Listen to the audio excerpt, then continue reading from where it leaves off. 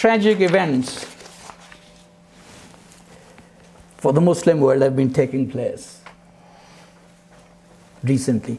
But there are also tragic events which the Muslim world doesn't realize are tragic for it, which have been taking place.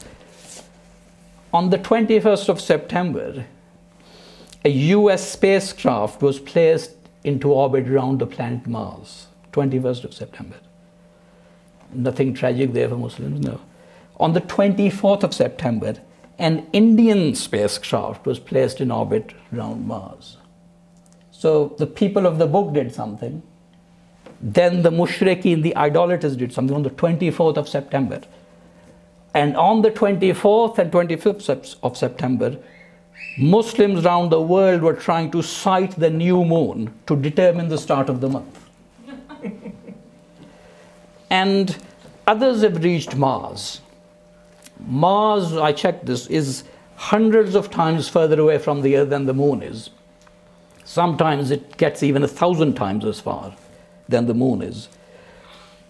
But Muslim religious leaders, and that is where others have reached, and Muslim religious leaders still believe that you need to sight the moon by eye. Now, I have here some photographs from the Pakistani press, not of this Eid, but various occasions of the past 2 years of the committee, the official committee for sighting the moon in Pakistan, trying to observe the moon. Now, here's one photo. You can, I've got a couple of copies. You see there the ulama standing there with two very powerful telescopes, a result of modern technology. There's one bearded gentleman there holding a mobile phone to convey the results. Now, the Holy Prophet Muhammad, and there's another powerful telescope, and in other photos, you see members of the press standing there, waiting for the verdict of the committee to relay it using modern technology so that people watching television at home through dishes get the result quickly. Now, is this, if their claim is that the Holy Prophet Muhammad said you should see the moon by eye, you have to do it, then did the Holy Prophet Muhammad and his followers observe the moon like this? For a start, they wouldn't have used a man who wore glasses. They didn't have glasses at that time. They used to use someone with the best eyesight. And these people here, I'm sure, know nothing about telescopes or astronomy, and yet there are people here waiting for their verdict.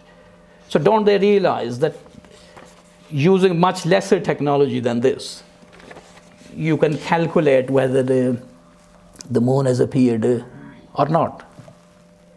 So unfortunately, this is, I'm bound to call it a tragedy facing the Muslim world, that the United States, which is a largely Christian country, or Jews are involved as well, reached Mars. And then India, much poorer than many Muslim countries, at a tenth of the cost of the US mission to Mars, reached there. And previously, every country which has tried to put something in orbit around Mars, well, every country is only about 4.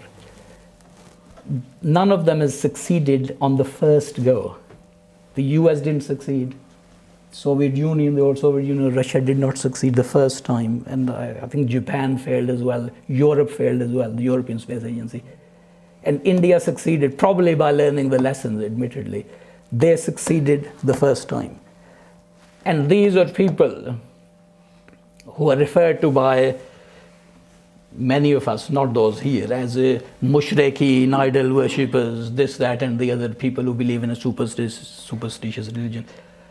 So I'm afraid I have to end at that point of a great tragedy for this is one of the events. These are some of the events which are tragic for the Muslim world.